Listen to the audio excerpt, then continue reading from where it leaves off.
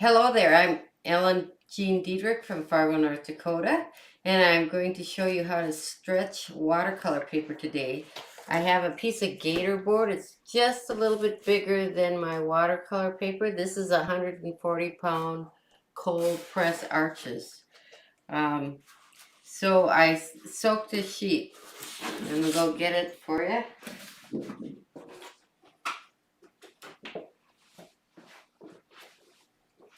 It's dripping wet here. Now this is got two sides to it, and there's a watermark. And if you look for the watermark, it should be on the front. You don't have to, but this is the front side of the paper. It says Arches. They're so proud of their paper that they put a stamp in there. I usually try to put that somewhere where I'm gonna have something light or not real high contrast. This is just an effort to line it up with the board here so it's square, so it is easier to, if you use a ruler, you can use the side of the board. Even if it's all rough like this, it still works. I've had this board probably 25 years, so I keep pounding staples into it. So I have an old-fashioned stapler here. It's one that you can pull back and staple flat. I do not use one of those wood staplers. I tried that one time and I nearly cut up my fingers trying to get the staples out. This works just fine. And to remove staples, it's really easy to use. Like a putty knife is one of the best tools. Okay, so just like a canvas, I start in the middle. Now this has been soaking for 10 minutes, so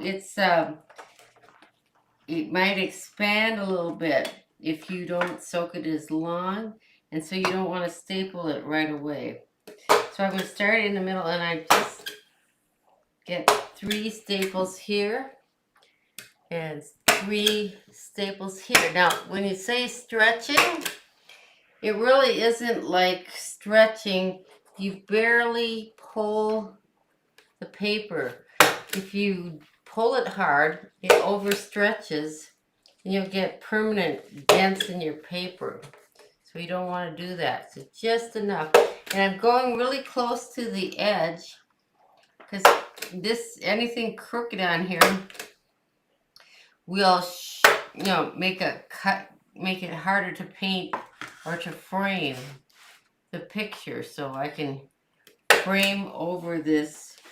When I was in a new artist in a gallery, I'm going to go from corner to corner now. I'll do a whole corner.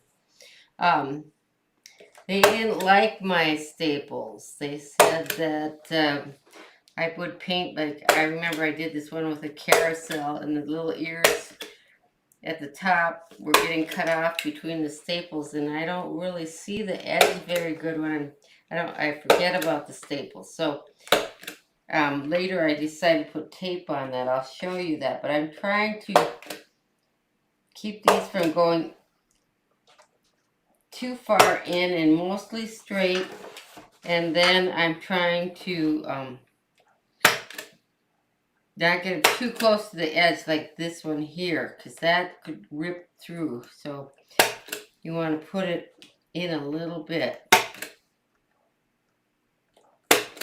because when the paper dries, it shrinks down. You might be wondering, why would I want to stretch my paper? The reason is, when we get the watercolor paper wet, it expands. And if you're painting in certain areas, that part will expand, and the part that's dry doesn't expand, and then it gets bumpy, and then you have hills and valleys. And with watercolor, it's a puddle that is affected by gravity. So when you paint, your paint will run downhill in those indentations. And that's why this helps so much. It also helps a great deal on the edges of your paper, because sometimes they curl up too. So I just go around. It's pretty simple here. But the point is, this will really help you with painting. I've been using 300-pound rag paper, which is very, very expensive. And it might curve up a little on the sides, and I just clip it, and that works great. But this 140-pound paper is less expensive and works really well. Takes a great amount of abuse. So it's pretty strong stuff, and you would probably like it. Now when it's wet like this, I think it's kind of fun sometimes to have an underpainting on it. Let's say particularly if I'm making a subject with white, I might want to get some colors in there that kind of make the white glow. So I made up all these cards with my pigments out of a full sheet, and I let somebody else pick one so I don't have say over what goes on there, and that way I have kind of less control. So he picked this one for me. So here's the brush.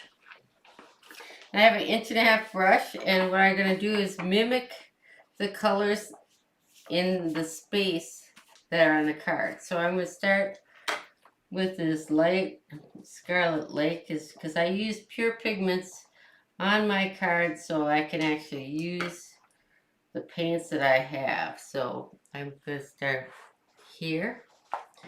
Then there's a big shape. Now this is really kind of a fun thing to do. If you don't get it perfect, it's not going to matter. But however, it does help sharpen your brain into about seeing the shapes and where they end, and it's kind of relaxing. So it might be a fun way for you to start a watercolor. And so you're just looking at shapes that I'm splattering all over. I have to get splatter control, see? That's probably remind me not to do that. So it's kind of like a warm-up. There's a little one up here. Then I'll go with another color, kind of a yellow-green here. I think I'll take a little of this cerulean because that's what I used in my blues. So I'm going to put these in here. And then I have a little more cerulean blue.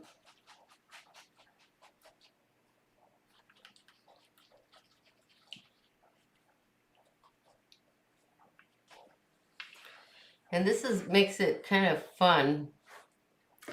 I did several paintings. Now when you do put an underpainting on, it makes your painting kind of darker, and you can lift it out if you don't want it somewhere. Now I did not draw on my paper first when I do an underpainting, and the reason is that it sets the pencil marks, and it makes it hard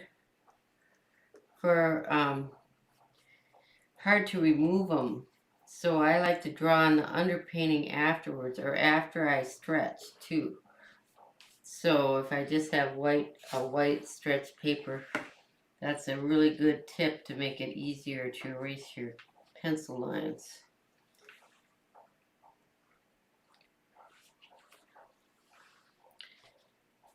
So,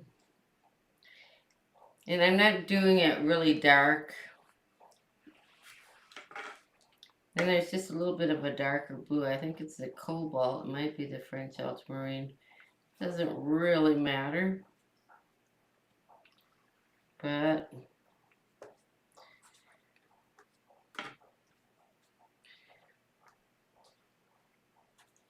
okay, then I let the water do the magic here. So I'm going to take this sheet of paper, and I sometimes like to just splat a little water on it for fun. Maybe I'll get some neat textures or different things running here. And if I need more of that, I might do that too. But I think it keeps it more unexpected. And I remember I had this painting that I was working on with the city, and I went, how did I get that amazing texture in that building. I don't know how I did that. And I looked and I went, oh, it's the underpainting. And so you might get some really neat effects. If you think it's too dry, you can always add more water.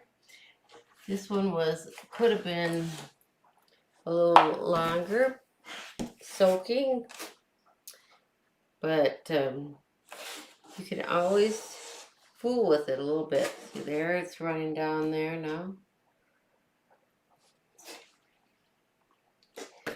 And I think the paint just loves this when you let it move itself. And then it's very beautiful when it dries. So I'm going to show you now one that is dry. I'm going to lay this flat.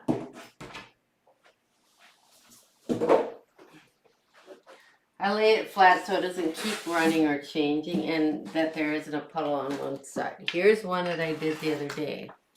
And you got some nice spots and different things. So one thing I like to do because of the galleries framing my work, I take some masking tape and I cover up the staple lines. So I would just, and I try to just cover up. I try to make it straight, because that really helps your framer. And everybody doesn't want to. You don't, the more, if you charge by the square inch like I do, you don't want to lose too much. And then, so but if it's square too, you don't have more problems. So you try to get it square to the edge of the paper.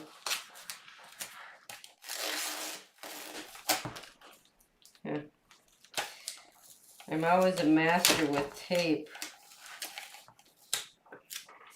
Anyhow, get this stuck to me.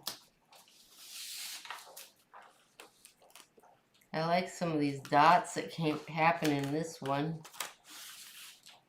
Now you could do this on the white ones too, but this really helps in another way is that your staples don't get loose and pop up. And I just use regular 3/4 masking tape. And you take it off and you can deckle the edge or they can frame over it. One other thing you can do with the masking tape, let's say you don't want to paint a full sheet. You could tape it off, and I would measure this so you know that it's square and put tape on the half you want to paint. Or if you draw it out and you want to cut off part of it, you could.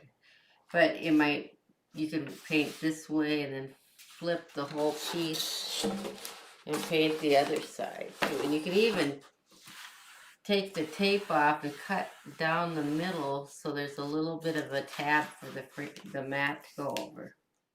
Here we are with a stretched piece of watercolor paper with an underpainting on it.